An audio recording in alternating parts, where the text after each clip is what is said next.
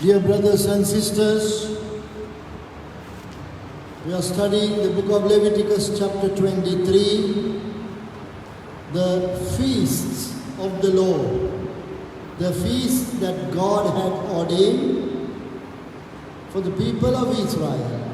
Priya Sahodara Sahodharini, අපි අධ්‍යයනය කරමින් ඉන්න ලිපි කතා 22 වෙනි පරිච්ඡේදයේ ස්වාමීන් වහන්සේගේ මංගල්‍ය ගැන ඊශ්‍රායෙල් ජනතාව උදෙසා දෙවියන් වහන්සේ නියම කළ மங்காளி.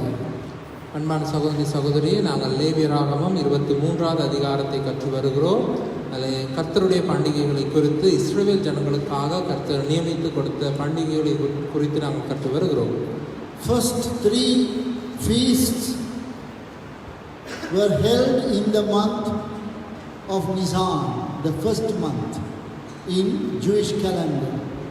යුදෙව් දින දර්ශනයේ පළවෙනි මාසය වන නිසාන් මාසයේ තමයි පළවෙනි මංගල්‍ය තුනම පැවැත්වුණේ.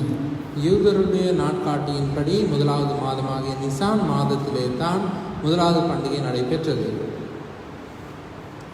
Feast of Passover, பாஸ்கு மங்கால்யය, பஸ்கா பண்டிகை. Feast of the unleavened bread, முஹுன் நுமுசு ரொட்டி மங்கால்யය, புளிப்பில்லா அப்ப பண்டிகை. Feast of the first fruits, பிரதம பல மங்கால்யය, முதற் பலன்களின் பண்டிகை. All these feasts God wanted Israel to keep so that continuously year after year the people of Israel would be engaged with God and they may gather together. God may be able to be in their midst and work in their hearts and lives. මෙවැනි සියලු මංගල්‍ය නියම කෙරුවේ දෙවියන් වහන්සේ මේ ජනතාව රැස් කරගෙන ඔවුන් මැද්දේ සිටිමින් ඔවුන් සමග සම්බන්ධව සිටිමින් ඔවුන්ට ආත්මික ආශිර්වාද ලබා දෙනු පිණිසයි.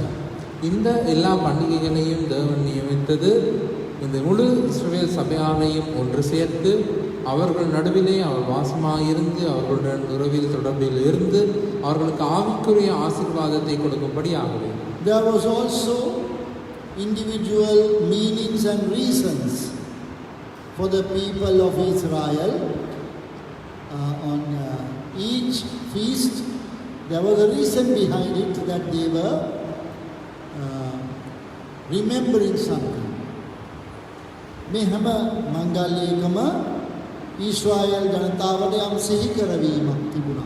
සැමරීමක්. යම් දෙයක් සැමරීමක් වශයෙන් තමයි ඒ ලබා දුන්නේ. இந்த ஒவ்வொரு பண்டிகைக்கும் அவர்கள் ஒவ்வொரு விடயத்துக்குமான அர்த்தமும் காரணங்களும் இருந்தன. அவர்கள் இந்த ஒவ்வொரு பண்டிகையையும் அவர்களுக்கு நடந்த சம்பவங்களை ஞாபகமாகவே கொண்டாடினார்கள்.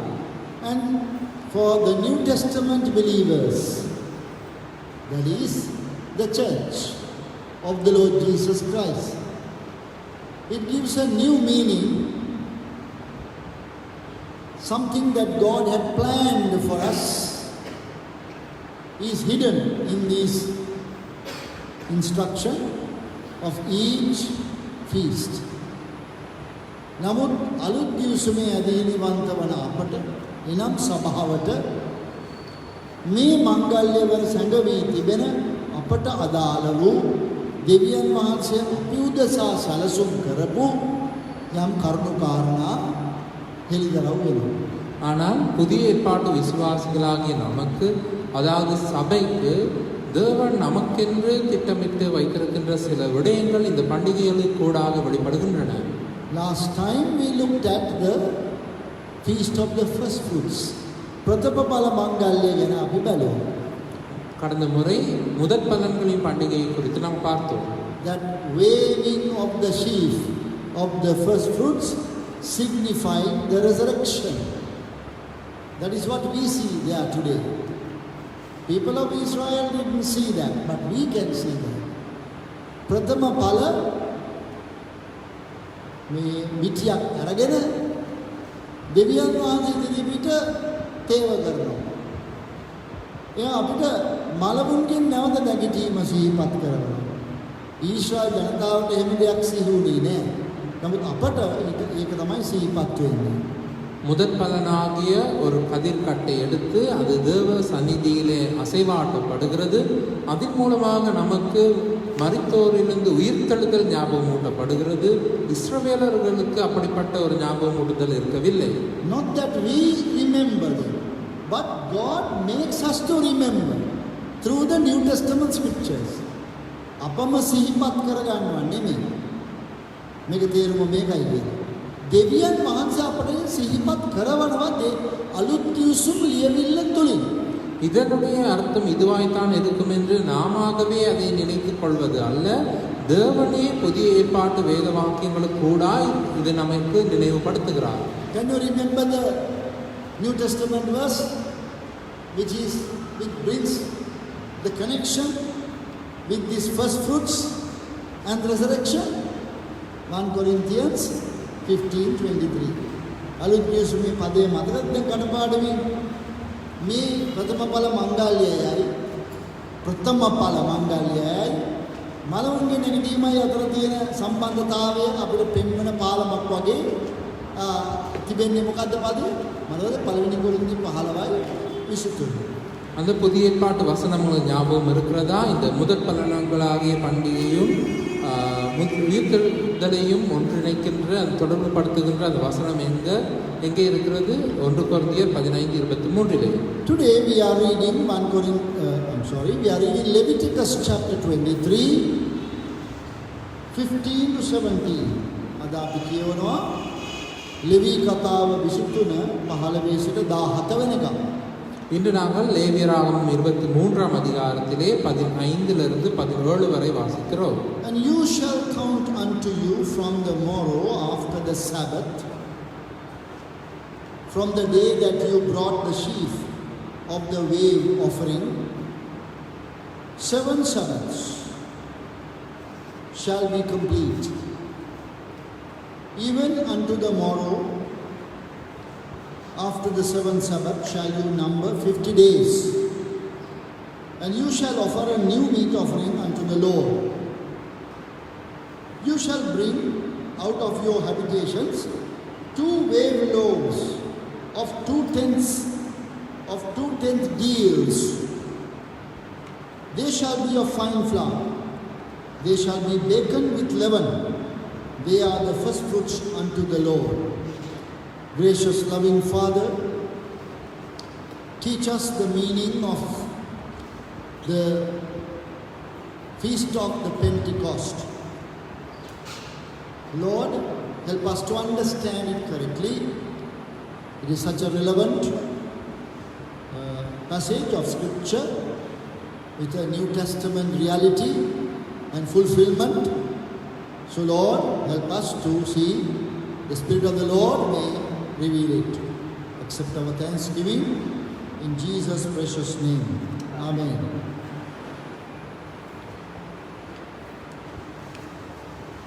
"50 days are numbered after the first fruits. Then on the 50th day, another offering is brought to the Lord. Special feast. දවස් 50ක් ගණන් තිබුණා.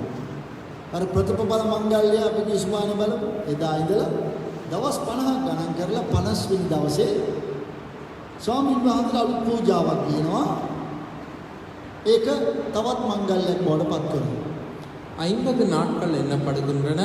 அதாவது கடந்த முறை நாங்கள் பார்த்து கொண்ட அந்த முதற் பலன்களின் பண்டிகையிலிருந்து 50 நாட்கள் எண்ணி அந்த 50ஆம் நாளிலேயே ஒரு புதிய பலி கொண்டு வரப்படுகிறது. அது புதிய பண்டிகையாக இருக்கிறது. According to verse 17, on that day the people of Israel had to make 2 loaves of bread with the flour that they have gathered, produced from the first fruits. 50 days ago, they brought it before the Lord, the first fruits. That first fruits they have to now grind and make the flour and make 2 loaves and bring it before God. අර දවස් 50කට ඉස්සර වෙලා ප්‍රථම බල ගෙනාවනේ. ඒ ගෙනාවේ කරල් පිටින්නේ. ඒ කරල් දැන් පොඩි කරලා පිටි හදලා ඒ පිටි වලින් දැන් රොටි දෙකක් හදලා ඒ දෙක දිව්‍යන් වහන්සේ දිගට ගේන්න ඕනේ. සියලුම ඊශ්වර ජනතාව වෙනුවෙන් දෙකයි ගේන්න ඕනේ. 50 நாட்களுக்கு முன்பாய் அங்கே முதற் பலன்களை கொண்டு வந்தார்கள். அது கதிரிலே அந்த தானியம் அப்படியே கொண்டு வந்தார்கள். அதை இப்பொழுது அரைத்து மாவாக்கி அந்த நாளே 2 அப்பங்களை முழு இஸ்ரவேல் சபையார் சார்பாக 2 அப்பங்களை செய்து தேவ சந்நிதியில் இப்பொழுது கொண்டு வர வேண்டும். 7 days, can you remember earlier they ate unleavened bread, but in this particular feast the bread is mixed with leaven. Verse 17. අපිට මතකයි දවස් 7ක් මුහුන් නැති රොටි කෑවා. විශේෂ ඒකේ අදහසක් ප්‍රකාශ වුණා. දැන් මේ වතාවේදී මේ මංගල්‍යයේදී නම් අර රොටි වලට මුහුන් දාන්න ඕනේ. உங்களுக்கு ஞாபகம் වෙනි පදේ කියලා දෙන්න. உங்களுக்கு ஞாபகம் இருக்கலாம் 11ஆம் வசனத்தின்படி அங்கே புளிப்பு இந்த அப்பத்திலே சேர்க்கப்படுகிறது. ஆனால் ஆரம்பத்திலே 7 நாட்கள் அவர்கள் புளிப்பில்லாத அப்ப பண்டிகை கொண்டாடினார்கள். புளிப்பில்லாத அப்பம் புசித்தார்கள். அதிலே சில விடயங்கள் முக்கியமான விடயங்களை பார்த்துக்கொண்டோம். ஆனால் இந்த பண்டிகையிலே இந்த அப்பத்திற்கு புளிப்பு அதாவது நொதியம் சேர்க்கப்படுகிறது. Because of the 50 day period, this feast began to be named or began to be called the feast of the Pentecost. Pentecost means the 50th.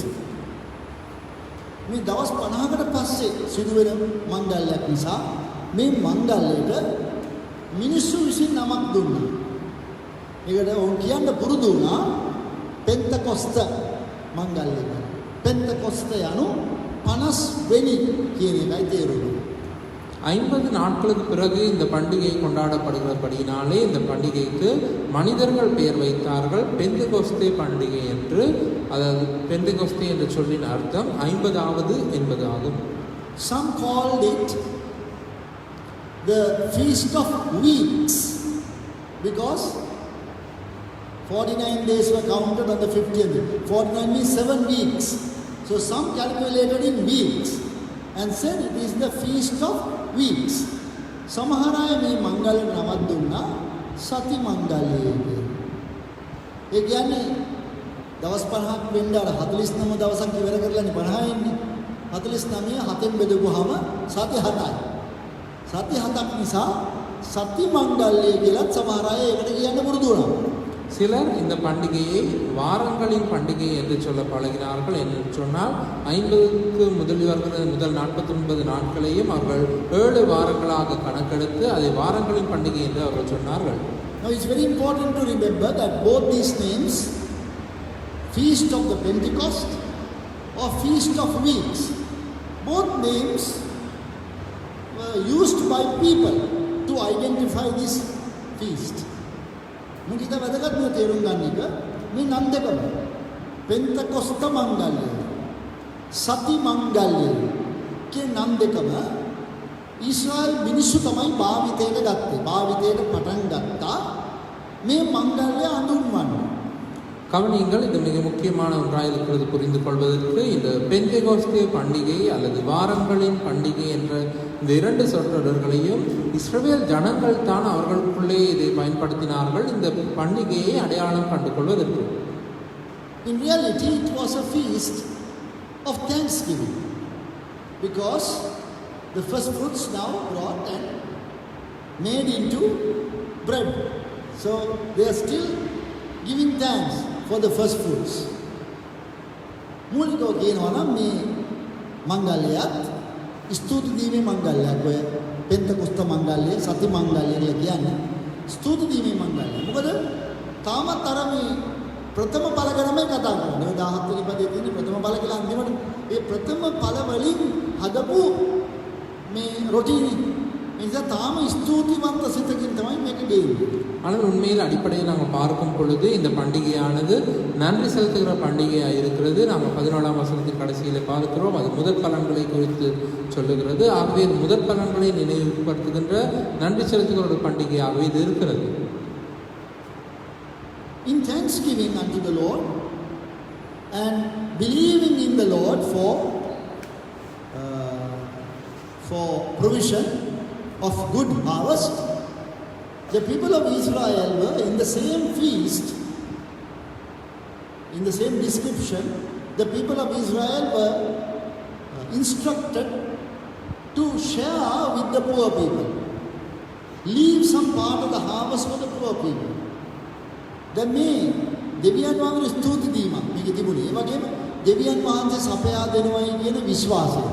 අස්වැන්න වැඩි කරනවා කියන විශ්වාසය ඇතුව මේක කරන නිසා මේ මංගල්‍යයේ විස්තර අතරම කියලා තියෙනවා දුප්පත් අයටත් බෙදලා දෙන්න කියලා. දුප්පත් අයටත් ගන්න ඉඩ අරින්න කියලා. ஆகவே இது நன்றி செலுத்துகிற அதே நேரத்திலே இது தேவன் தேவையான நல்ல அறுவடையை தருகிறார் என்ற நம்பிக்கையுடன் செய்யப்படுகிறபடியினாலே இது பொழுது சொல்லப்படுகிறது. அந்த அறுவடையில் மிகுதியானதை எளியவர்கள் பெற்றுக்கொள்ளும்படியாக அதை விட்டுவிடும்படியாக. Verse 22 විසිදෙවෙනි පද. 22ாம் வசனம். When you reap the harvest of your land, thou shalt not make clean riddance of the corners of thy field when thou reapest. Neither shalt thou gather any glean of thy harvest. Thou shalt leave them unto the poor and to the stranger. I am the Lord your God. So God says, after you harvest, obviously there will be some sheaf fallen, left without the harvesting. It always happens. But God said, don't go and collect it again. Leave it. Leave it for the poor people and for the strangers. ඉතින් සාමාන්‍යයෙන් අස්වැන්න නෙලනකොට අපි දන්නවා මේ ගෝයන් අස්වැන්න නෙලන ගෝයන් කපනකොට නම් කිසිම ගෝයන් ගස් වැටෙනවා. ඉතුරු වෙනවා කුඹුරේ වැටිලා. අර උස්සගෙන යනකොට සමහර ඒවා වැටෙනවා. ඒ විදිහට දෙනවා දිලා ඒවා ආයෙ ගිහලා දෙවෙනි පාර එකතු කරගන්න එපා. ඒවා තියෙන්න ආරන්න. ඒවා දුප්පත් අය අහුල ගනී ඇවිල්ලා. එහෙම නැත්නම් විදේශිකයෝ ඇවිල්ලා අහුල ගනී. பொதுவாக அறுக்கும் பொழுது சில கதிர்கள் அறுக்கப்படாமல் மிகுதியாக எஞ்சிவிடும் அல்லது சில சிதறி போய்விடும். ஆனால் தேவன் சொல்லுகிறார் அவற்றை மீண்டுமாய் சென்று அறுக்க வேண்டாம், அதை பொறுக்க வேண்டாம், அவற்றை எளியவர்களுக்கும் பரதேசிகளும் எடுத்துக்கொள்ளும்படியாக விட்டுவிடுங்கள் என்று. For the people of Israel, this feast was a feast of thanksgiving. They depended on the Lord. The Lord blessed them with good harvest. ඉතින් මේ මංගල්‍යය ඊශ්‍රායල් ජනතාවට ස්තුතිවන්ත වීමේ මංගල්‍යය. ඔවුන් ස්වාමීන් වහන්සේගෙන් බලා හිටියා හොඳ අස්වැන්නක් ලැබුණා. ඒ ගැන දෙවියන් වහන්සේට ස්තුතිවන්ත වීම. இஸ்ரவேல் ஜனங்களை பொறுத்த மட்டிலே இது நன்றியுள்ளவர்களாக இருக்கும் பண்டிகையாக இருக்கிறது. அவர்கள் தேவனிடத்திலிருந்து நல்ல அறுவடையை எதிர்பார்த்தார்கள். தேவன் அவர்களை ஆசீர்வதித்தார். அதற்கு இவர்கள் நன்றியுள்ளவர்களாக இருக்கிறார்கள். And also patience. God was teaching because after gathering the first fruits, they are now waiting for 7 weeks. They have not yet eaten the first fruits. They have to first of all make bread with that and bring. But they have to wait for 7 weeks. ඒ වාගේම දෙවියන් වහන්සේ උන්ට ඉවසිල්ල උගන්වනවා. දැන් මේ අලුත්ම අස්වැන්නනේ නෙලාගෙන දවස් තව 49යි 50ක් ඉන්න ඕනේ. ඒව අනුභව කරන්න ලැබෙන්නේ නැහැ. මොකද ඉන්න ඕනේ ඉස්සෙල්ලා දෙවියන් වහන්සේගෙන් රොටි හදලා ගිහිල්ලා ඔප්පු කරනකම්. இவர்களுக்கு அதே போல தேவன் பொறுமையை கற்றுக் கொடுக்கிறார். அதாவது அறுவடைக்கு பிறகு முதற்பலன்களை அறுத்த பிறகு அவர்கள் 7 வாரங்கள் 50 நாட்கள் பொறுத்திருந்து கர்த்தருக்கு அந்த முதற்பலன்களின் அப்பங்களை செலுத்திய பின்பே இவர்கள் அதை பயன்படுத்தலாம். If they were willing to follow this instruction, God made sure that they had enough harvest from the old harvesting, enough grain to go for that period also, 50 days. Then the new bread is offered, then they can do whatever they like with the harvest. ඉතින් මෙතන සිදු වුණු දේ තමයි මේක දෙවියන් වහන්සේගේ වචනයට උන් කීකරු වුණොත් දෙවියන් වහන්සේ වග බලාගත්තා ඔවුන්ට හිඟ වෙන්නේ නැති වෙන්න. පරණ අස්වැන්න වලින් ඔවුන්ට මේ දවස් 50ක් ගත කරන්න ඕනේ. ඊට පස්සේ දෙවියන් වහන්සේ ඔප්පු කරලා මේ පූජාව මේ රොටි ඊට පස්සේ ඔවුන්ට පුළුවන් මේ අස්වැන්නේ අලුත් අස්වැන්නේ තමාට කැමති ලෙස පාවිච්චි කරනවා. இந்த தேவனுடைய வார்த்தைக்கு அவர்கள் கீழ்ப்படிந்து இருக்கும் பொழுது தேவன் வகை பார்த்து கொண்டால் இவர்களுக்கு எந்த குறையும் வராதபடி இந்த 50 நாட்களிலுமே அவர்கள் பழைய அறுவடையின் மிகுதியை பயன்படுத்தத்தக்க அளவுக்கு அவர்களுக்கு தேவையானதை தேவன் வழங்கியிருந்தார். 50 நாட்கள் பிறகு இந்த பலியை செலுத்திய பிறகு அவர்கள் புதிய அறுவடையின் பலனை பயன்படுத்தலாம். So for the people of Israel, there were several lessons. ஈஸ்வர ஜனதாவோட பாடம் கீழ்ப்படிந்து තිබුණා. இஸ்ரவேல் ஜனங்களுக்கு இதிலிருந்து கற்றுக்கொள்வதற்கு அநேக பாடங்கள் இருந்தன. Dependence on God. දෙවියන් වහන්සේ කෙරෙහිම විශ්වාසයෙන් සිටීම. தேவனில் தங்கி வாழ்தல். Thanksgiving to the Lord. දෙවියන් වහන්සේ ස්තුතිවන්ත වීම. தேவனுக்கு நன்றி செலுத்துதல். Willingness to share with poor others. දුප්පත් අනිකුත් අය සමග බෙදා ගැනීමට කැමති වීම. ஏழை எளியவர்களுடன் பகிர்ந்து கொள்வதற்கான விருப்பம். Discipline and patience. විනය සහ ඉවසිලිවන්තකම. ஒழுக்கமும் பொறுமையும். All these lessons the people of Israel learned every year through this particular feast. මේ මංගල්‍ය තුලින් ඊශ්‍රායල් ජනතාව මේ පාඩම් ඔක්කොම යලි හැම අවුරුද්දෙම ඉගෙන ගත්තා. இந்த பண்டிகையின் மூலமாக இஸ்ரவேல் ஜனங்கள் ஒவ்வொரு வருடமும் மீண்டும் மீண்டுமாக இந்த பாடங்களை கற்றுக்கொண்டார்கள். But God suddenly revealed in the New Testament time a new meaning to this feast. නමුත් දෙවියන් වහන්සේ හදිසියේ අලුත් කිවිසුම් කාලයේදී මේ මංගල්‍යයට අලුත් තේරුමක් ගෙනල්ලා දුන්නා. ஆனால் தேவன் திடீரென்று புதிய ஏற்பாட்டு காலத்திலே இந்த பண்டிகைக்கு ஒரு புதிய அர்த்தத்தை கொண்டு வருகிறார். After the death and resurrection of the Lord Jesus, the first Pentecost feast of Pentecost, which became a special day. යේසුස් වහන්සේගේ මරණය සහ මලමුන්ගෙන් නැවත නැගීමට පස්සේ පැමුණුණු පළවෙනි පෙන්තකොස්ත මංගල්‍ය දවස දෙවියන් වහන්සේ විශේෂ දෙයක් කරලා ඒක විශේෂ දවසක් බව පෙන්වනවා. ஆண்டவராக இயேசு கிறிஸ்துவின் மரணம் உயிர்த்தெழுதலுக்கு பிறகு வந்த முதலாவது பெந்தெகோஸ்தே நாளிலே தேவன் விசேதமான ஒன்றை செய்து அந்த நாளை விசேதமான நாளாக்கினார். People of Israel by and large did not understand this significance. Israel ජනතාව මේ අදාළත්වයේ වැදගත්කම මේකේ තේරුම් ගත්තේ නැහැ වැඩි හරියක්. இஸ்ரவேல் ஜனங்களில் பெரும்பாலானோர் இதனுடைய முக்கியத்துவத்தை அறிந்து கொள்ளவில்லை. But we understand it when we read Acts chapter 2. ක්‍රියා දෙක කියවනකොට අපිට ඒක තේරුම් යනවා. ஆனால் அப்போஸ்தலர் நடபடிகள் 2ஆம் அதிகாரத்தை வாசிக்கும் பொழுது நாம் அதை புரிந்து கொள்ளுகிறோம். Chapter 2 verse 1 Book of Acts. ක්‍රියා 2:1. அப்போஸ்தலர் நடபடிகள் 2:1.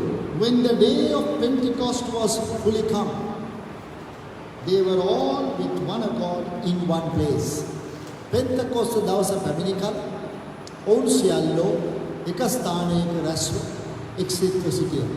பெந்தெகோஸ்தே எனும் நாள் வந்தபோது அவர்கள் எல்லாரும் ஒருமனப்பட்டு ஓரிடத்தில் வந்திருந்தார்கள். Who were they? කවුද මේ ඔවුන් කියලා කියන්නේ? அவர்கள் என்று சொல்லப்படுபவர்கள் எவர்கள்?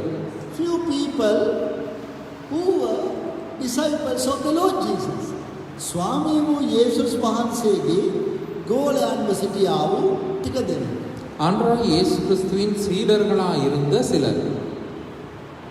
But the large majority of the Jewish people were getting ready to celebrate the feast of Pentecost. නමුත් යුදෙව්වරු වැඩි ජනතාවක් වන යුදෙව් ජනතාව වැඩි වශයෙන් පෙන්තකොස්ත මංගල්‍යය සමරන්න සූදානම් වෙලා හිටියා එදා. ஆனால் யூதர்களில் பெரும்பாலானோர் அந்த நாளிலே பெந்தெகோஸ்தே பண்டிகையை கொண்டாடுவதற்கு தயாராக இருந்தார்கள். They had come from the adjoining countries also. Jewish people were living in other countries. They all had come to Jerusalem. යුදෙව්වරු තව රටවල හිටියා ළඟ රටවල ඔක්කොම හිටියා වගේ. ඔවුන් දුර ගෙවාගෙන යෙරුසලමට ආවා මේ මංගල්‍ය පවත්වන්න.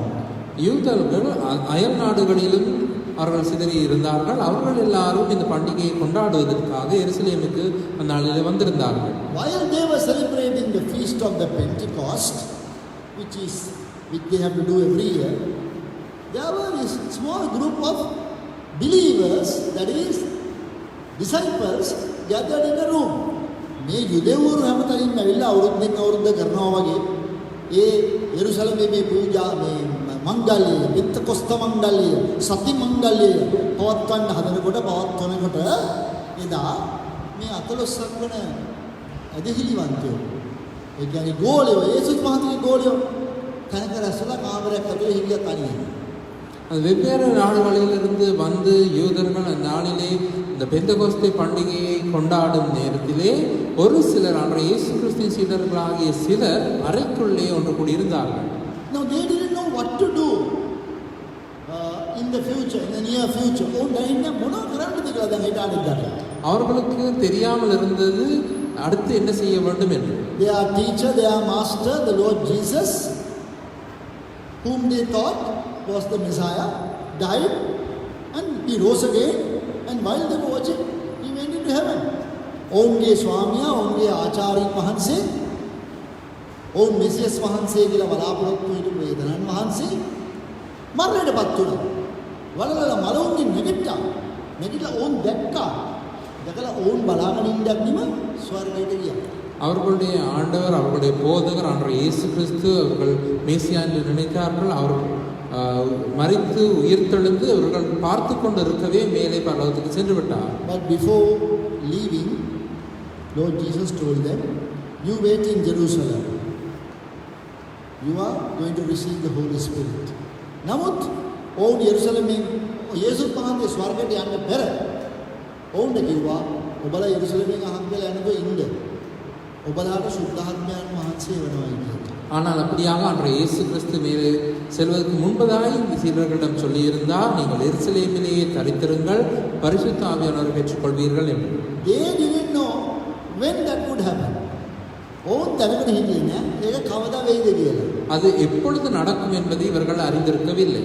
Now 10 days passed because after the Lord went to heaven on the 40th day, now 10 more days have passed. ඉතින් මේ දවස් 10 වෙනිදාන් ගත වෙලා. මොකද 40 වෙනි දවසේ තමයි යේසුස් වහන්සේ ස්වර්ගයට ගියේ. 40வது நாளிலே தான் அன்றைய இயேசு கிறிஸ்து பரலோகத்துக்கு போனார். அது நடந்து இப்பொழுது 10 நாள் ஆகிவிட்டது. They didn't know to do much. They prayed. They were praying as the Lord had instructed them. ඔවුන් වැඩිය දන්නේ නැහැ මොකද? ඔවුන් යාඥා කරනවා විතරයි. එකතු වෙලා යේසුස් වහන්සේ කියපු විදිහට යාඥා කරුවා. அவர்கள் அதிகமாக எதையும் அறிந்திருக்கவில்லை. ஆகவே அன்றைய இயேசு கிறிஸ்து சொன்னதின்படி அவர்கள் ஒன்று கூடி ஜெபித்துக் கொண்டிருந்தார்கள். Then in verse 2 and verse 3 or 2 to 4, we see that the Holy Spirit actually came upon these disciples as promised by the Lord Jesus.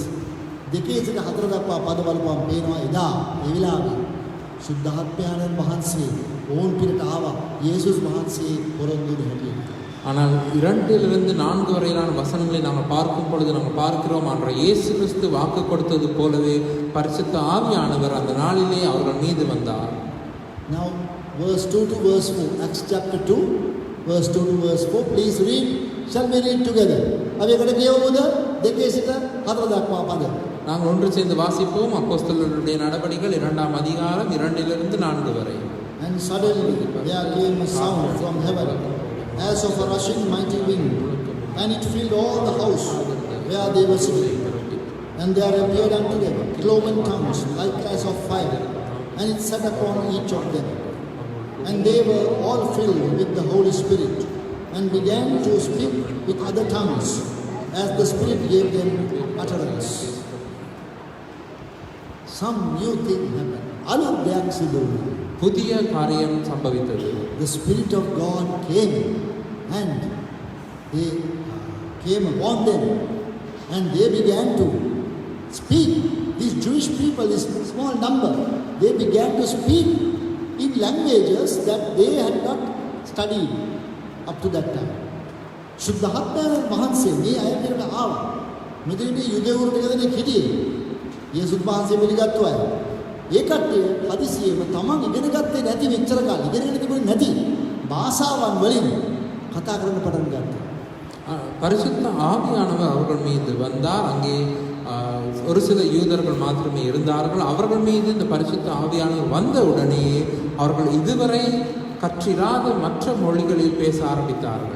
Now, didn't I tell you that there were Jewish people come from all over the surrounding area to keep the feast of the Pentecost? අර පෙන්තකොස්ත මණ්ඩලයේ පවත්වන්න යුදෙවරු ඒ අවට රටවලින් ආවයි කියලා මම කිව්වා නේද? அந்த பெந்தகோஸ்தே பண்டிகையை கொண்டாடுவதற்காக யூதர்கள் அயல் நாடுகளில் இருந்து வந்திருந்தார்கள் என்று நான் சொன்னேன் அல்லவா? Somehow the news spread that there's a little group of people inside the room. They are now speaking in some languages. Different people speaking in different languages. Somehow maybe one person heard it, told another person, and very soon the news spread to most of the Jewish people who were there in the feast of the Pentecost. Pentecost මණ්ඩලයේ පවත්වන්න ආපු යුදෙවරුන්ට මේක ආරංචි වුණා. කතාව යන්නදී මේ ගෙවල් ළඟ හිටපුගෙන ඇහෙන්නදී මේ එක එක භාෂාවලින් කතා කරනවා කියලා. ඒ කතාව තව මේ ගොඩක් දෙනෙකුට මේක ආරංචි වුණා. இந்த பெந்தகோஸ்தே பண்டிகையை கொண்டாட வந்திருந்த யூதர்கள் இந்த செய்தியை கேள்விப்பட்டார்கள். இது வாய் வார்த்தையாக பரவி சென்றிருக்கலாம். இங்கே ஒரு சில யூதர்கள் வெவ்வேறு பாஷைகளை பேசுகிறார்கள் என்ற இந்த செய்தி எல்லா இடமும் பரவிற்று. Somehow number of people came there, which included the people who had come from other countries visiting. They also came rushing. All of them were interested to know what this is. ඉතින් කොහොම හරි ගොඩක් දෙනෙක් අර පිටරටින් ඇවිල්ලා හිටපු මිනිස්සු. ඒ කියන්නේ යුදෙවරු තමයි පිටරටින් ඇවිල්ලා යුදෙවරු වෙනවා. ඔවුන් දුවගෙන ඇවිල්ලා තිබ්බ මෙතනට. මේක ආරංචි වෙනවා. කොහොම හරි මිනිස්සු මෙතන එකතු වුණා. මේ මොකද්ද මේ වෙන්නේ කියලා බලන්න. இதை கேள்விப்பட்டவர்கள் அந்த வெளிநாட்டிலிருந்து வந்த இந்த யூதர்கள் அவர்கள் என்ன நடந்தது என்பதை அறிந்து கொள்ள ஆர்வத்துடனே இந்த இடத்துக்கு வந்து சேர்ந்தார்கள். To their amazement, they heard these disciples who were living in Jerusalem. They had not gone to other countries. They were speaking the language of these people who were in the adjoining countries. They were speaking and talking about the great wonderful works of God. Verse 11. කොහොම හරි මේ ජනතාව එහෙම එකතු වෙනකොට ඇහෙනවා ඒ තම තමන් දන්නා වූ තම තමන් ආපු රටවල් වල භාෂාව මේ මිනිස්සු කතා කරනවානේ. මේ අය කවදාවත් පිටරට ගිහිල්ලා නැහැනේ. මේ අය කතා කරලා මොනවද කියන්නේ? දෙවියන් වහන්සේගේ පුදුම ක්‍රියා, බලවත් ක්‍රියා ගැන ඔවුන් කතා කරනවා. இப்படியாய் வெளிநாட்டிலிருந்து வந்திருந்த யூதர்கள் இந்த இடத்துக்கு வந்து பார்க்கும் பொழுது ஒரு நாளும் வெளிநாட்டுக்கு போகாத இந்த ஒரு சில யூதர்கள் அவர்களுடைய நாட்டின் பாஷைகளிலே தேவனுடைய மகத்துவங்களை பேச கேட்டார்கள். So verse 12 tells us that they were so amazed. What is this? How can these people speak like this? එතකොට 12 පදයේ කියනවා මේ ජනතාව පුදුම වුණා. කොහොමද මේ ජනතාව මේ වගේ තම තමන්ගේ රටවල් වල තියෙන භාෂාවල් මේ ඉගෙනවත් නැහැ මේවා කතා කරන්නේ කොහොමද? 12ஆம் வசனத்தில் சொல்லப்படுகிறது இவர்கள் இந்த ஜனங்கள் இதை பார்த்தவர்கள் அதை பிரமிப்படைந்தார்கள். எப்படியாக இவர்கள் இந்த பாஷையை கற்றுக்கொள்ளவும் இல்லை, அந்த நாடுகளுக்கு போனதும் இல்லை, இவர்கள் எப்படியாக தங்களுடைய நாடுகளில் இந்த பாஷையை பேசுகிறார்கள் என்று. And still others, usually a person knows only one language, so others who didn't understand what was happening, they thought that these people were drunk with new wine. එතකොට සමහර අය හිටියා මේක තේරෙන්නේ නැහැ මොකද්ද මේ සද්ද ඇහෙනවා විතරයි. භාෂාවල් තේරෙන්නේ නැහැ හැමෝටම. අපි දන්නේ එක භාෂාවනේ. අනිත් ආලා අපිට තේරෙන්නේ. එතකොට ඔක්කොම අය එක භාෂාව කතා කරනකොට මේ කට්ටිය හිතුවා සමහර අය හිතුවා මේ අලුත් මුද්‍රික පානයේ බීලද කොහොද මේ කට්ටිය මත්තලා කියවනවා කියලා.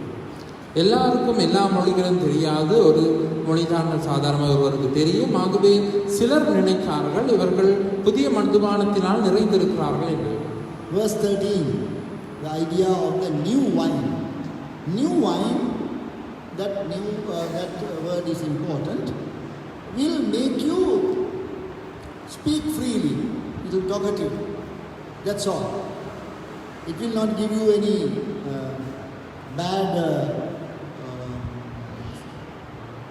drunken behavior. මේ සාමාන්‍යයෙන් මේ අලුත් මුද්‍රික පානය කියන එක වැදගත්. ඒක බීපුවම මොකද වෙන්නේ? කියවනවා වැඩි කොට. අලුත් මුද්‍රික පානයනේ ගොඩක් වෙරි වෙන්නේ නැහැ. පරණකට තමයි වෙරි වෙන්නේ. නේද? වැනිලා, වැටිලා, පෙරලිලා, බිම දාන ඒවා මොකද ඕනේ නෑ දැන්. ඒක නෙමෙයි තියෙන්නේ මේ අලුත් මුද්‍රික ටික පානේ බීකුවාම වෙන්නේ ටික වැඩිපුර බීවුවොත් ටිකක් කටට පණේනවා. කියවන්න පටන් ගන්නවා. இந்த புதிய மதுபானத்தை அருந்தும் பொழுது அதிகமாய் வெறி இராது, ஆனால் அவர்கள் அதிகமாய் உளறுவார்கள். ஆகவே வேறெந்த காரியங்களை வெறி கொண்டவர்கள் செய்கிறது போன்ற காரியங்களை செய்ய மாட்டார்கள். And then Peter stood up and gives a long sermon as to what has happened. Petrus ඒ වෙලාවේ නැගිටලා දේශනාවක් දෙනවා, සිදු වෙලා තිබෙන දේ විස්තර කරනවා. அப்பொழுது பேதுரு எழுந்திருந்து என்ன நடந்தது என்பதை விவரித்து ஒரு நீண்ட பிரசங்கம் செய்கின்றார். And as a result of that sermon, 3,000 people came to the Lord Jesus, believed in the Lord Jesus. එදාම ඒ දේශනාවේ ප්‍රතිඵලයක් වශයෙන් 3,000 මිනිස්සු යේසුස් වහන්සේ එතන හිටපු අය යේසුස් වහන්සේව පිළිගන්නවා. 3,000. அந்நாளிலே அந்த செய்தியின் விளைவாக அந்த செய்தியை கேட்டவர்களில் அங்கே இருந்தவர்களில் 3,000 பேர் ரட்சிக்கப்படுகிறார்கள். So later, dear brothers and sisters, we understand that day when the Holy Spirit came, what happened was actually the church was formed. The church started. ඉතින් අපි පසුව තේරුම් ගන්නවා මේක ඔක්කොම කියවලා සිද්ධි වුණාට පස්සේ අපි තේරුම් ගන්නවා එදා ඒ සුද්ධාත්මයන් පැමිණීමෙන් සිදු වුණේ සභාව ආරම්භ වීමයි කියලා. සභාව පටන් ගත්ත එදා. இந்த சம்பவங்கள்லாம் நடைபெற்ற பிறகு நாங்கள் இதையெல்லாம் வாசித்து பார்க்கும் பொழுது நாங்கள் புரிந்து கொள்கிறோம். அந்நாளிலே இந்த பரிசுத்த ஆவியானவர் வரும் பொழுது என்ன நடந்தது? சபை ஸ்தாபனமாயிற்று, சபை உருவாகிற்று. So now we have to see again, go back to the feast of Pentecost. Then අපි පෙන්තකොස්ත මංගල්‍යයට යනවා. நாங்கள் மீண்டுமாக அந்த பெந்தெகோஸ்தே பண்டிகைக்கு போக வேண்டும். Again, because of this evidence in the New Testament, God choosing the very day to start the church, to establish the church, to launch His church. There is a connection between the feast and the church. ඉතින් හරියටම යේසුස් වහන්සේ ඒ දවසපනේ තෝරගත්ත මේ සභාව ආරම්භ කරන්න, සභාව ස්ථාපිත කරන්න. එහෙනම් අර මංගල්‍ය, පෙන්තකොස්ත මංගල්‍යයයි සභාවයි අතර සම්බන්ධයක් තියෙනවා. சரியாகவே அன்றைய இயேசு கிறிஸ்து இந்த சபையை ஸ்தாபிப்பதற்காக, சபையை ஆரம்பிப்பதற்காக இதே நாளை தெரிந்து கொண்டபடியினாலே இந்த பண்டிகைக்கும் சபைக்கும் தொடர்பு இருக்கிறது. So we mentioned 3 points. අපි කරුණු තුනක් සඳහන් කරමු. நாங்கள் 3 விடயங்களை குறிப்பிடுகிறோம். First one, the antitype of this particular feast is the formation of the New Testament church. Then remember, මංගල්‍ය పూర్ව ඡායාවක් විදිහට පෙන්눔 කෙරුවේ සභාව ආරම්භ කිරීමයි. முதலாவதாக இந்த பண்டிகையானது இந்த சபை ஆரம்பிக்கப்படுவதனுடைய ஒரு முன் சாயலாய் இருந்தது. Now Jewish people didn't know when they celebrated the feast. Only we can see that. ඉතින් යුදෙවරු මේක දැනගෙන හිටියේ නෑ. ඕන් මේ මංගල්‍ය පාත්‍රම අපිට තමයි දැන් මේක පේන්නේ. இந்த பண்டிகையை கொண்டாடும் பொழுது யூதர்கள் இதை அறிந்திருக்கவில்லை, நாம் தான் இதை இன்று கண்டு கொள்கிறோம். So Acts chapter 2:1. ඉතින් ක්‍රියා දෙකයි එක chapter 2 verse 1 to 4. ඉතින් ක්‍රියා දෙකයි 1-4 දක්වා. அப்போஸ்தலருடைய நடபடிகள் 2:1 4 வரை. But what actually happened that day at that time we can understand by reading 1 Corinthians 12:13. එදා සිදු වුණු දේ මොකක්ද කියන එක අපිට පළවෙනි කොරින්තිය 12:14 කියවපුවාම පළවෙනි කොරින්තිය 12:14 කියවපුවාම තේරුම් ගන්න පුළුවන්. ஆனால் அன்று என்ன நடந்தது என்பதை நாங்கள் 1 கொரிந்தியர் 12:13 வாசிக்கும் பொழுது புரிந்து கொள்ளலாம். 1 Corinthians 12:13 பළවෙනி කොරින්තිය 12:14 1 கொரிந்தியர் 12:13 For by one Spirit are we all baptized into one body, whether we be Jews or Gentiles, whether we be bond or free, and have been all made to drink into one Spirit. අපි යුදෙවරු වුණා, අන්‍ය ජාතිකයෝ වුණා, වහල් අය වුණා, විමහල් අය වුණා, කවුරු වුණා අපි සියලු දෙනාම එකම ආත්මයන් වහන්සේ කරනකොට එකම ශරීරය තුළට බෞතිස්ම කරලා තියෙනවා. நாம் யூதராயினும் கிரேக்கராயினும் அடிமைகளாயினும் சுயாதீனராயினும் எல்லாரும் ஒரே ஆவியினாலே ஒரே சரீரத்துக்குள்ளாக ஞானஸ்நானம் பண்ணப்பட்டு எல்லாரும் ஒரே ஆவிக்குள்ளாகவே தாகம் தீர்க்கப்பட்டோம். So that is what happened on that day. On that particular day of the Pentecost feast. ඒ අවුරුද්දේ තිබුණු මේ පෙන්තකොස්ත මංගල්‍ය දවසේ සිදු වුණු දේ තමයි. அந்த குறிப்பிட்ட வருடத்தில் நடைபெற்ற பெந்தெகோஸ்தே பண்டிகையில் இது தான் நடந்தது. By God doing it on that very day, He is showing us that is the foreshadow. ඒ දවසේම දෙවියන් වහන්සේ සභාව ආරම්භ කරපු නිසා අපිට පේනවා ඒක අර పూర్ව ඡායාවක් කියලා අර මංගල්‍යය. சரியாக அதே நாளிலே சபையை தேவன் ஸ்தாபித்ததினாலே அது இந்த பண்டிகையானது இந்த சம்பவத்துக்கான ஒரு முன் சாயல் என்பதை கண்டு கொள்கிறோம். So the church started. After that, what happens? That anyone who would now turn to Christ will be also joined to this church. ඉතින් දැන් සභාව ආරම්භ වුණා. එදා ඉඳලා මොකද වුනේ? කවුරු හරි කෙනෙක් යේසුස් වහන්සේ වෙතට හැරුණොත් අදහගත්තොත් එයාත් මේ සභාවට එකතු වෙනවා. அவை சபை ஆரம்பமாகிவிட்டது. அவை அன்பிலிருந்து அதன் பிறகு யாராவது அன்ற இயேசு கிறிஸ்துவை விசுவாசித்து ஏற்றுக்கொண்டால் அவர் சபையிலே சேர்க்கப்படுகிறார். Not physically but spiritually. சாரீரிக නෙමෙයි ආත්මිකව. உடல் ரீதியாக அல்ல, ஆவிக்குரிய ரீதியாக. Any person in any country believes in the Lord Jesus, the Spirit of God will take that person and baptize, join them into the body. ඕනෑම රටක ඕනෑම තැනක ඉන්න කෙනෙක් යේසුස් වහන්සේ පිළිගත්තොත් ආත්මයන් වහන්සේ මේ පුද්ගලයා අරගෙන ක්‍රිස්තුස් වහන්සේගේ ශරීරයට බද්ධ කරනවා.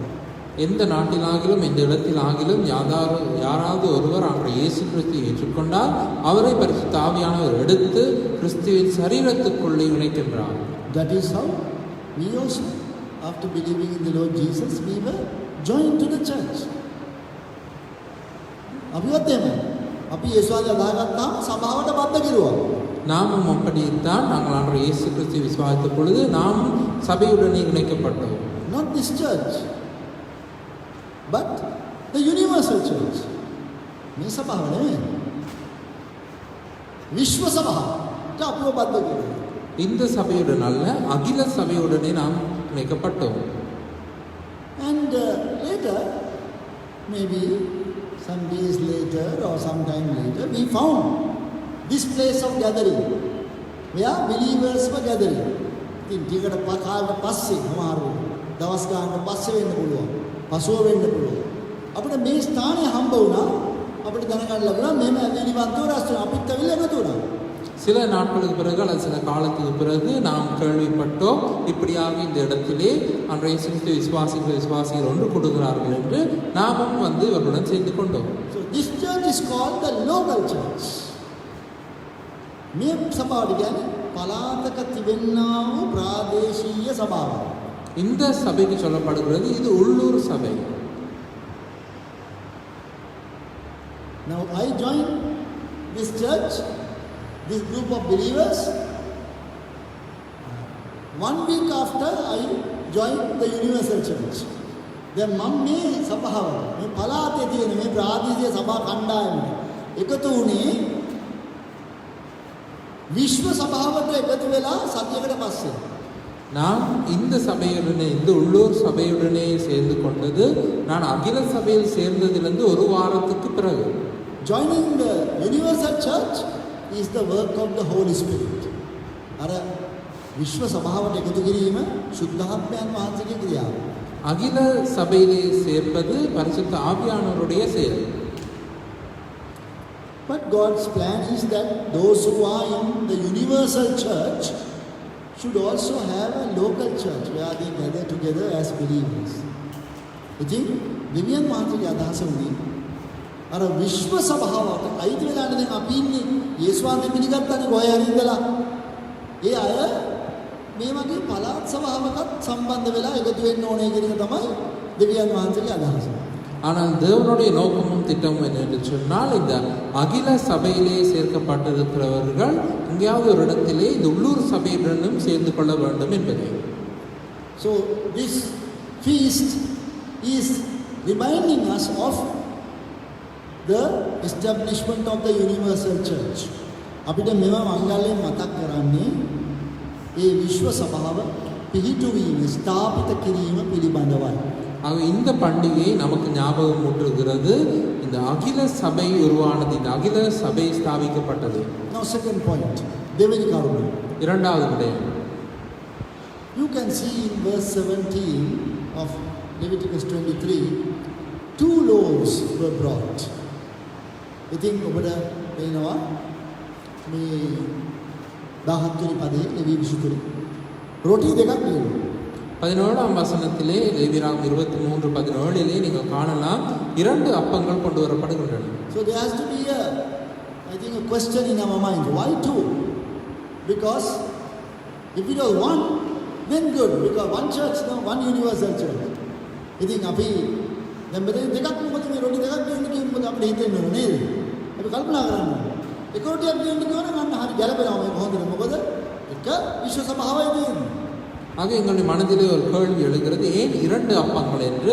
ஒரு அப்பம் என்று சொல்லியிருந்தால் நாம் அதை ஒரு சபை என்று எடுத்துக்கொள்ளலாம். ஆக 2 அப்பங்கள் எதற்கு என்ற கேள்வி எழுகிறது. Different interpretations have been given about this. විවිධ තේරුම් කරදීම් මේකට කරලා තියෙනවා. இதை குறித்து வெவ்வேறு விளக்கங்கள் கொடுக்கப்பட்டிருக்கின்றன.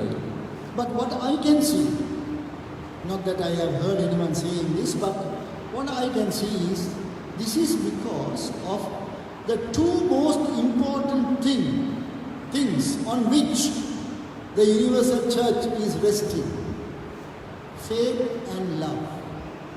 දැන් මේක මම කවුරුත් කියනවා අහලා නැහැ, නමුත් මට හිතෙන විදිහට මට පේන්නේ මෙතන මේ රොටි දෙකක් ගෙනීමේ අදහස වන්නේ මේ විශ්ව සභාව රඳා පවතින ප්‍රධානම දේවල් දෙකක් තියෙනවා. ඒ තමයි ඇදහිල්ල සහ ප්‍රේමය. இது யார் சொல்லியும் நான் கேள்விப்பட்டதில்லை, ஆனால் என்னை பொறுத்த மட்டிலே எனக்கு தோன்றுவது என்ன என்று சொன்னால், இது இந்த அகில சபை தங்கி இருக்கின்ற 2 காரியங்களை குறிப்பிடுகின்றன. அதாவது விசுவாசம், அன்பு.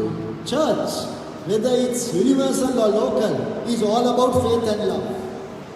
සභාව විශ්ව වේවා පළාත් වේවා ඕක ප්‍රේමය ගැනම කතාවක් තමයි. இந்த சபை என்று நாங்கள் ප්‍රේමය සහ ඇදහිල්ල, faith and love, ප්‍රේමය සහ ඇදහිල්ල පිළිබඳව කතාවක් තමයි සභාව කියලා කියන්නේ. இந்த சபை என்று நாங்கள் எடுத்துக்கொள்ளும் பொழுது அது அகில சபையாக இருந்தால் என்ன, உள்ளூர் சபையாக இருந்தால் என்ன, இந்த சபையானது விசுவாசம், அன்பு ஆகியவை பற்றிய கதை. That is the only valid reason that comes into my mind when I think about the 2 loaves. මේ රොටි දෙකක් දෙන්න කියන එකෙන් මට නම් මොලේට සිහි වෙන්නේ ඔන්න ඔය කතාව තමයි. ஆக 2 அப்பங்கள் என்று சொல்லப்படும் பொழுது என்னுடைய மனதிற்கு இந்த யோசனை தான் வருகிறது. Galatians 5:6, Galati 5:6. கலாத்தியர் 5:6. For in Jesus Christ neither circumcision availeth anything, nor uncircumcision, but faith which worketh by love. යේසුස් ක්‍රිස්තුස් වහන්සේ තුළ චර්මච්ඡේදයවත් චර්මච්ඡේදනය හෝ වැඩක් නැහැ. ප්‍රේමය කර්ම කොටගෙන ක්‍රියා කරන්නා වූ ඇදහිල්ල තමයි ප්‍රධානම දේ. கிறிஸ்து இயேசுவினிடத்தில் விருத்த சேதனமும் விருத்த சேதனம் இல்லாமையும் ஒன்றுக்கும் உதவாது. அன்பினால் கிரியை செய்கிற விசுவாசமே உதவும். චර්මච්ඡේදනය කියන එකේ විරුද්ධ අර්ථය චර්ම අචේදනය. හරියට කියනවා. ඒක අචර්මච්ඡේදනය නෙවෙයි. කොහොම හරි ඉතින් ඒකේ වැඩක් තියෙන්නේ මොකද්ද? ප්‍රේමය කර්ම කොටගෙන ක්‍රියා කරන ඇදහිල්ල. So, another verse, Colossians 1:3. தாபதයක් බලමු. කොලොස්සි 1:3. இன்னும் ஒரு வசனத்தை பார்ப்போம். கொலோசியர் 1:3. Colossians 1:3 please. දැන් කියවන විට ලිවීම කරන්නේ නැතුව කියවන විට පෙරලීම කරන්න.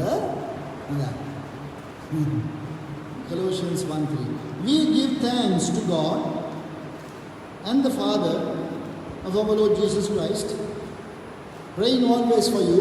Verse 4, since we heard of your faith in Christ Jesus and of the love which you have to all the saints. ඔබගේ තිබෙනා වූ ඇදහිල්ල සුද්ධවන්තයන් කෙරෙහි තිබෙන ප්‍රේමය ගැන අපි ඇසූ විට கொலோசியர் 1:3 கிறிஸ்து இயேசுவின் மேல் உள்ள உங்கள் விசுவாசத்தையும் பரிசுத்தவான்கள் எல்லார் மேலும் உள்ள உங்கள் அன்பையும் குறித்து நாங்கள் கேள்விப்பட்டு 1 Thessalonians 3:6 பழைய தெசலோனிக 3:6 1 தெசலோனிக்கேயர் 3:6 But now when Timotheus came from you unto us and brought us good tidings of your faith and love, your faith and charity, and that you have good remembrance of us, always desiring ready to see us as we also to see you. නුඹලාගේ අදහිල්ලත් ප්‍රේමයක් ගැන මට සුභාරංචියක් වුන් ගෙනාවා තිමෝතියස්. இப்பொழுது தீமோத்தேயு உங்களிடத்திலிருந்து எங்களிடத்தில் வந்து உங்கள் விசுவாசத்தையும் அன்பையும் குறித்து எங்களுக்கு அறிவித்தான். 2 Thessalonians 1:3 දෙවෙනි තෙසලෝනික 1:3 2 தெசலோனிக்கேயர் 1:3 We are bound to thank God always for you, brethren, as it is meet, because that your faith groweth exceedingly, and the love or charity of every one of you all toward each other abounded. Faith is growing, love is abounding.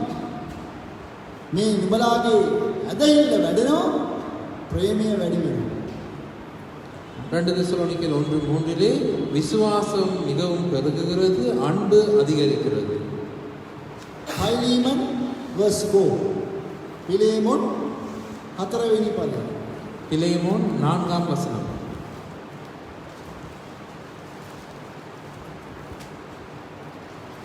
And 5 verse 5 also. I thank my God, making mention of thee always in my prayers, hearing of thy love and faith, which thou hast toward the Lord Jesus and toward all saints. නුඹගේ ප්‍රේමයත් අදහිල්ලත් මට ගැන දැනගන්න ලැබුණා කියලා ඔහු කියනවා. கர்த்தராக இயேசுவினிடத்திலும் எல்லா பரிசுத்தவான்களிடத்திலும் உள்ள உம்முடைய அன்பையும் உம்முடைய விசுவாசத்தையும் நான் கேள்விப்பட்டு. So you can see the idea of the two loaves. ඔබට පේනවා එතන නිසා රොටි දෙකේ අදහස. ஆகவே 2 அப்பங்களின் அர்த்தத்தை நீங்கள் அங்கே புரிந்து கொள்ளலாம். On the principles of love and faith, or faith and love, the church is established. අදහිල්ල සහ ප්‍රේමය කියන කරුණු දෙක මත තමයි සභාව ස්ථාපිත වෙලා තියෙන්නේ. ஆகிய விசுவாசம் அன்பு ஆகிய 2 கோட்பாடுகளின் மீது தான் சபை ஸ்தாபிக்கப்பட்டிருக்கிறது. Main two characteristics which are most prominent in the church should be faith and love. සභාව තිබෙන්න ඕනේ ප්‍රධාන කැපී පෙනෙනම ලක්ෂණ දෙක තමයි අදහිල්ල සහ ප්‍රේමය. ஒரு சபையில் காணப்பட வேண்டிய மிக முக்கியமான 2 அம்சங்கள் தான் விசுவாசமும் அன்பும். All over the world, people should identify the Christians. And these are the people who have faith and love. ලෝකේ පුරාම ඉන්න මිනිස්සු ක්‍රිස්තියානි අදහිල්ලවන්තයන්ව හඳුනන්න ඕන කොයි විදිහටද? මේ අය අදහිල්ල තියෙන අදහිල්ල සහ ප්‍රේමය තියෙන අය කියලා හඳුනගන්න. உலகம் பூராகவும் இருக்கிறவர்கள் இந்த கிறிஸ்தவர்களை அடையாளம் கண்டு கொள்ள வேண்டும். இவர்கள் விசுவாசமும் அன்பும் உள்ளவர்கள் என்று. Then point number 3, Lattumini Karana. மூன்றாவது விடயம். In verse 17 again, Leviticus 23:17, leaven is expressly allowed, mentioned that you have to bake it with leaven. 14 පදේ උන්වහන්සේ දිව්‍යන් වහන්සේට කියනවා මේකට මොහොනු දාලම මේක පුච්චන්න ඕනේ කියලා මේ රොටි. 17ஆம் வசனத்திலே தேவனே சொல்லுகிறார் இந்த அப்பத்தை புளிப்பானதாக சுட வேண்டும் என்று. Leaven in the Bible signifies always impurity. බයිබලයේහි මොහොන් වලින් හැම විටම හඳුන්වන්නේ අපිරිසුදු භාවයයි. இந்த பரிசுத்த வேதாகமத்திலே எப்பொழுதுமே இந்த புளிப்பு என்பது அசுத்தத்தை குறிக்கிறது. It is our modern day yeast. මේක අපේ වර්තමාන කාලේ අපි අතර ඉන්න ආපසෝඩ කියලා කියනවා. ඊස්ට් දානවා කියලා දානවා. ඒක හදන්න. தற்காலத்திலே நாம் அதை போடுகிற ஈஸ்ட்னு சொல்லப்படுகிற அந்த நொதியத்தை இது குறிக்கிறது. And it is something that is put into the meal or the flour. Actually that is not pure. It is something bringing in from some outside, some agent that will make it unclean. ඉතින් මේ පිටින් ගේන්නේ මේක. මේ දිලීරයක් වගේ දෙයක්. මේක නේද දානවා. දාලපුවම ඒක අර තිබුණු පිරිසුදු භාවය නැති වෙනවා මේක. இது வெளியிலிருந்து சேர்க்கப்படுகிற பதார்த்தமாக இருக்கிறது. அது சேர்க்கப்பட்ட உடனே அது அசுத்தமாகிறது. Now you may ask as to why is it in this bread that is signifying the church? Why there is defilement? ඉතින් ඔබ හයි ප්‍රශ්නයක් දැන් මේ සභාව පිළිබිඹු කරන රොටිය නෙමෙයි. මේකටයි දාන්නේ මේ අපිරිසුදු වෙන මොහොන. ஆகவே நீங்கள் ஒரு கேள்வி கேட்கலாம், இந்த சபையை குறிக்கின்ற இந்த அப்பத்திலே எதற்காக புளிப்பு சேர்க்கப்பட வேண்டும் என்று. Because from the very beginning of the church we see that defilement also was there in the church. මොකද මුළු ආරම්භයේ ඉඳලම අපිට පේනවා සභාවේ යම් අපවිත්‍රතාවයකුත් සභාවේ මුල ඉඳලම තිබුණා. ஆனால் நாம் காண்கின்றோம் சபையின் ஆரம்பத்திலிருந்தே ஆதியிலிருந்தே ஒரு அசுத்தமும் சபையுடனே ஒட்டி கொண்டிருக்கிறது. Because human beings are there in the church. මොකද සභාවේ ඉන්නේ මනුෂ්‍යෝ නිසා. ஏனென்றால் சபையிலே மனிதர்கள் தான் இருக்கிறார்கள். මනුෂ්‍යෝ ඉන්න තාක්කල් as long as people are there that this is true that there is impurity in the church. මනුෂ්‍යෝ ඉන්න තාක්කල්ම සභාවෙහි තිබෙනවා අපවිත්‍රතාවය.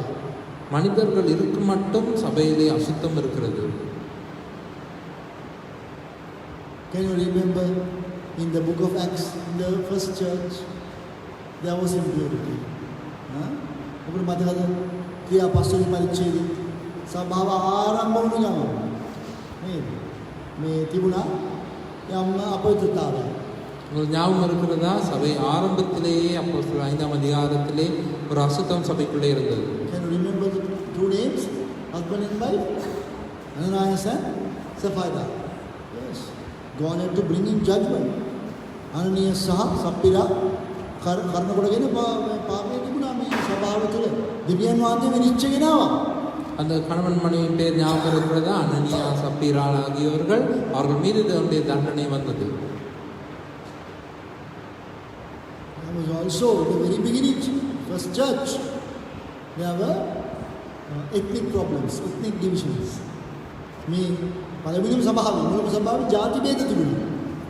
முதலாவது சபையிலே அது ஆரம்ப காலத்திலேயே இனபேதம் இருந்தது. That's what you find in chapter 6 verse 1. මේ 6වෙනි පරිච්ඡේදයේ පළවෙනි පදේ අපිට හම්බෙන්නේ. 6வது அதிகாரம் 1வது வசனத்திலே நாம் அதைத்தான் பார்க்கிறோம். So though we have become believers, still there can be defilement in the church. අපිට අපි මේ ගැලවෙලා ලබලා හිටියට පාපය තිබෙන්න පුළුවන්. நாங்கள் ரட்சிக்கப்பட்ட விசுவாசிகளாக இருந்தாலும் இந்த பாவம் இருக்கலாம்.